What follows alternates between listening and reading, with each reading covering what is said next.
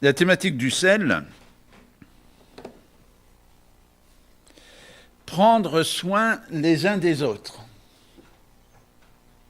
Alors je me suis demandé si derrière ce titre, il y avait un original anglais, à cause de la notion de prendre soin. Dans le monde anglophone, dans le monde médico-social et sanitaire, on parle du care. Le care, et parce que c'est un terme englobant, dans la francophonie, beaucoup utilisent le même terme. On parle du care. Et c'est ainsi qu'il y a, en tout cas chez les anglophones, toute une réflexion sur le care et cure. Parce qu'il y a juste une lettre qui change. En français, s'il fallait traduire, ça donnerait un truc du genre, pour le care, prendre soin, prenez soin, il y a le mot soin, et pour le cure, soigner. Soigner, c'est s'occuper d'une maladie, c'est s'occuper d'une blessure. Prendre soin, c'est s'occuper du malade, c'est s'occuper d'une ou d'un blessé. Alors pour les personnes qui sont un peu versées dans la langue anglaise, et pour ceux qui suivent les séries télévisées en version originale, vous connaissez le fameux « take care ».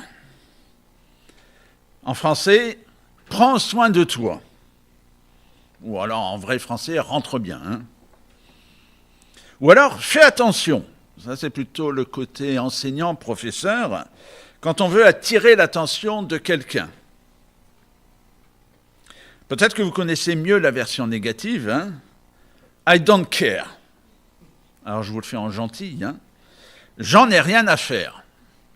C'est pas tout à fait ça la traduction, mais bon. Prendre soin les uns des autres, nous devons en faire quelque chose. Et avec un accent particulier au sein du sel sur les pauvres.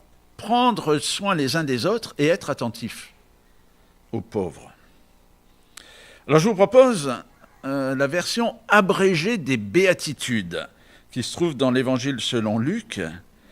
Et parmi les nombreuses différences qu'il peut y avoir entre les deux versions, il y a celle-ci. Dans Matthieu, ça commence par... Alors je vous ai pris la Louis II pour citer ces deux versets-là. Heureux les pauvres en esprit. Et chez Luc, alors heureux les pauvres en esprit, ça a fait couler beaucoup d'encre. Heureux les simples d'esprit. Luc, lui, il est plus concret, il est plus direct. Il commence en disant « Heureux vous qui êtes pauvres ». Mais avant de lire le texte biblique, nous prions. Nous voici, Seigneur, à l'écoute de ta parole. Nous sommes assis pour recevoir ta parole que nous relisons aujourd'hui. Que nous puissions être enracinés dans cette parole, afin que nous portions du fruit. Fais de nous des femmes et des hommes heureux, Seigneur. Amen. Luc 6, les versets 20 à 26.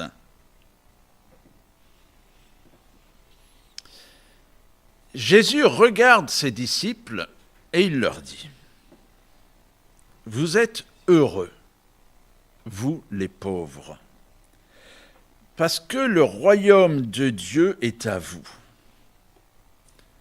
Vous êtes heureux, vous qui avez faim maintenant, parce que vous serez nourris d'une manière abondante. Vous êtes heureux, vous qui pleurez maintenant, parce que vous rirez. Vous êtes heureux quand les gens vous détestent, quand ils vous rejettent, quand ils vous insultent, quand ils disent du mal de vous à cause du Fils de l'homme. À ce moment-là, réjouissez-vous et dansez de joie. Oui, Dieu vous prépare une grande récompense. En effet, leurs ancêtres ont agi de cette façon avec les prophètes. Mais quel malheur pour vous les riches, parce que vous avez déjà votre bonheur. Quel malheur pour vous qui avez maintenant tout ce qu'il vous faut, parce que vous aurez faim. Quel malheur pour vous qui riez maintenant, parce que vous serez dans le deuil et vous pleurerez. Quel malheur pour vous quand tous les gens disent du bien de vous. En effet, leurs ancêtres ont agi de cette façon avec les faux prophètes. Jusque-là, la parole de Dieu. On va chanter normalement. Alors, une des autres différences qu'il peut y avoir entre les béatitudes de Matthieu et celles de Luc, c'est que même si on a le même nombre de béatitudes, c'est-à-dire 8, la moitié dans l'évangile selon Luc sont des malatitudes. Quel malheur pour vous les riches! Quel malheur pour vous qui avez maintenant tout ce qu'il vous faut! Quel malheur pour vous qui riez! Quel malheur pour vous quand les gens disent du bien de vous! Alors c'est l'exact décalque de la première partie. Aux riches correspond le pauvre, à ceux qui ont tout correspond ceux qui ont faim, à ceux qui rient correspond ceux qui pleurent, et à ceux dont on dit du bien correspond ceux dont on dit du mal. 4 bonheurs d'un côté et 4 malheurs de l'autre. Et ça peut nous mettre la puce à l'oreille.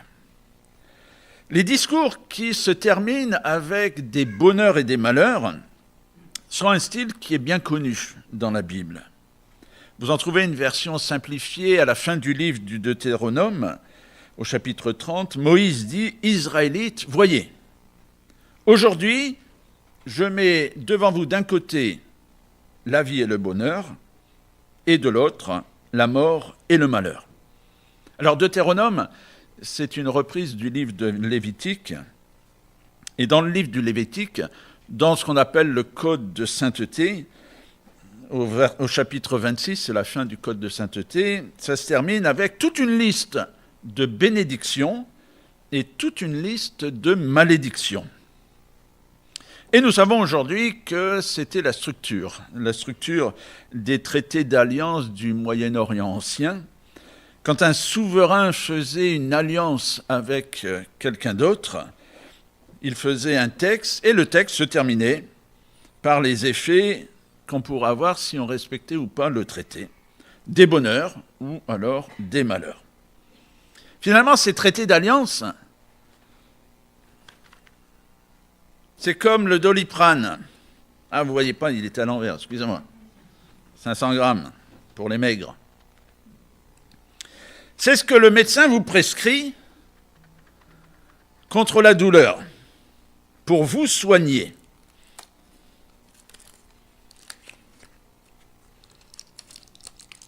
Je ne l'ai pas ouvert du bon côté. Traité d'alliance. On dirait le chant tout à l'heure, hein.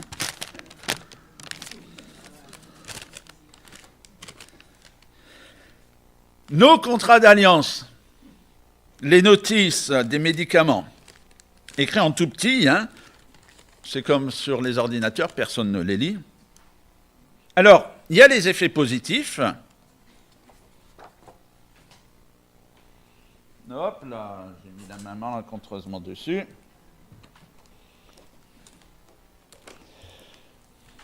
Et, bien sûr, il y a les effets négatifs.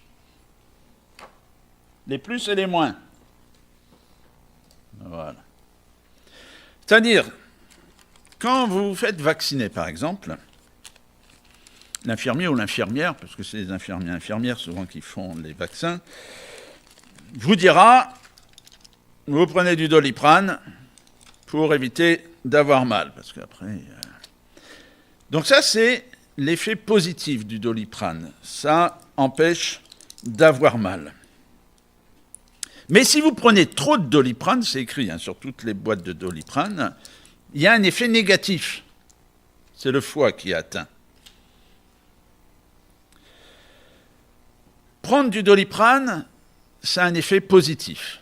Mais prendre trop de Doliprane, ça a un effet négatif. Je vais faire un peu le ménage, là, parce que c'est le bazar maintenant. Et là, il y a une piste de réflexion pour notre texte. Le pauvre, celui qui a faim, celui qui pleure, c'est le côté positif. Le riche, celui qui est repu et celui qui rit, côté négatif. Alors vous allez me dire, à part à moins d'être maso, on ne voit pas trop comment on peut le faire. Qu'est-ce qui fait qu'être pauvre, affamé et de pleurer apporte un plus? La différence entre d'un côté le pauvre et l'autre le riche, entre celui qui pleure et celui qui rit, entre celui qui a faim et celui qui est repu, la différence entre les deux, c'est le manque. Le pauvre, par rapport au riche, manque de ressources. Celui qui a faim, par rapport à celui qui est repu, manque de nourriture. Celui qui pleure, par rapport à celui qui rit, manque de ce qu'il a perdu, quelqu'un ou quelque chose. Et c'est justement le manque qui donne cet aspect positif. Alors je vais illustrer avec une histoire. L'histoire d'une chose qui est toute ronde, sauf qu'il lui manquait un morceau. Et cette chose était très malheureuse. Et elle se met en quête du morceau qui lui manque. Je cherche le morceau qui me manque. Et comme il lui manquait un morceau, la chose ne roule pas très vite. Elle a le temps de discuter avec le ver de terre. Elle a le temps de sentir une fleur. Elle a même le temps de regarder un escargot passer. Et cette chose franchit les océans et les montagnes à la recherche du morceau qui manque. Je cherche le morceau qui me manque. Et elle a roulé sa bosse, et elle en a trouvé des morceaux. Mais soit c'était trop petit, soit ils étaient trop grands. Ou alors, elle trouvait des morceaux qui correspondaient bien, mais ils étaient cassés. Jusqu'au jour où elle trouve le morceau qui lui manque. Le morceau qui collait parfaitement. Elle devenait parfaite. Et là, elle s'est mise à rouler. Et comme elle était devenue complètement ronde, complète, sa vitesse s'est mise à s'accélérer. Et elle roulait si vite qu'elle n'avait plus de temps pour parler avec le ver de terre, plus de temps pour sentir une fleur, plus de temps pour s'émerveiller devant un papillon. Elle roulait à tombeau ouvert. Et elle s'est dit, maintenant que j'ai le morceau qui me manque, je manque de tout le reste. Et elle s'arrête net. Elle détache le morceau qui lui manquait et elle repart tranquillement à la rencontre de tout ce qui lui a manqué, le papillon, l'escargot, la fleur. C'est dans ce sens qu'on parle de bonheur. Si je suis pauvre, si j'ai faim, si je pleure, c'est que je suis en manque des autres. J'ai besoin des autres. Ils me manquent. Parce que ce sont eux qui vont m'enrichir, ce sont eux qui vont me nourrir, et ce sont eux qui vont me consoler. Alors que le riche, le repu, celui qui rigole, il n'a pas besoin des autres. Les autres, ils m'encombrent, les autres, ils dérangent. Je dois payer pour eux. Je dois leur donner mon pain. Ils viennent manger notre pain. Ils gâchent la fête. Pour être heureux, il faut avoir conscience de son manque. Le manque de l'autre. Peut-être que vous vous souvenez de cet homme riche qui était venu voir Jésus un jour, qui lui avait demandé « Bon maître, qu'est-ce que je dois faire pour recevoir la vie avec Dieu pour toujours ?» Et Jésus lui rappelle les 6 derniers commandements du décalogue qui concernent le prochain. j'ai fait tout ça. Alors Jésus lui dit, une seule chose te manque. Tu as tout, tu crois que tu es parfait, complet, et pourtant, il te manque une chose. Tout ce que tu as, va et vends-le. Distribue l'argent aux pauvres. Il manque aux riches le manque. La seule chose qui lui manque, c'est de manquer de quelque chose. Et c'est en faisant le vide que le riche verra ce qui lui manque. Le riche, c'est celui qui a tout ce qu'il désire. Maintenant, s'il écoute Jésus, ce riche va éprouver le besoin, ce dont il a besoin. Ce qui manque au riche, c'est l'autre, le besoin de l'autre, le besoin des autres. Parce que nous sommes des êtres de manque. Et nous avons été créés par Dieu ainsi. C'est dans Genèse 2. Pour l'homme, ce n'est pas bon d'être seul. Je vais lui faire une aide qui lui convienne parfaitement. Vous vous souvenez, Dieu a créé les animaux, en tout cas en ce moment-là, dans Genèse 2, il a créé les animaux par couple. Et Dieu fait défiler tous les animaux devant Adam pour voir s'il lui trouverait une aide qui lui soit semblable. Et quand tous les animaux sont passés, le constat tombe. Adam ne trouva pas l'aide qui lui convienne parfaitement. Il ne trouva pas le morceau qui lui convenait parfaitement. Il lui manque ce qui viendrait combler son besoin d'aide. Alors qu'est-ce que Dieu fait ? Il aurait pu créer, comme il l'avait fait avec les animaux, l'autre élément du couple, en prenant de l'argile, et puis il fait celle qui va répondre aux besoins de l'homme. Eh bien non. Dieu ampute l'être humain. Il prend une partie du premier être humain, il prend quelque chose de l'homme, et Dieu crée un manque dans l'homme. Il crée non seulement un manque, mais il crée la première cicatrice. Puisque Dieu referme la plaie. Une cicatrice que nous portons tous, c'est tout simplement votre nombril. Cicatrice qui vous rappelle, si vous avez tendance à l'oublier, qu'il vous manque quelque chose. Il vous manque quelqu'un. Le manque, c'est depuis l'origine la marque de l'humanité. Parce que le manque, c'est quelque chose de positif. Je ne sais pas si vous connaissez le taquin. Je ne parle pas de moi. C'est un jeu, le jeu de taquin. C'est un très vieux jeu, c'est l'ancêtre du Rubik's Cube. Alors là, les cases sont bien rangées. Mais le but du jeu, c'est de mélanger tous les chiffres, ou alors après c'est devenu une image. Et il faut faire coulisser les pièces pour redonner la succession, donc là 1, 2, 3, 4, 5 jusqu'à 15. S'il n'y avait pas une pièce en moins, vous ne pourriez rien bouger.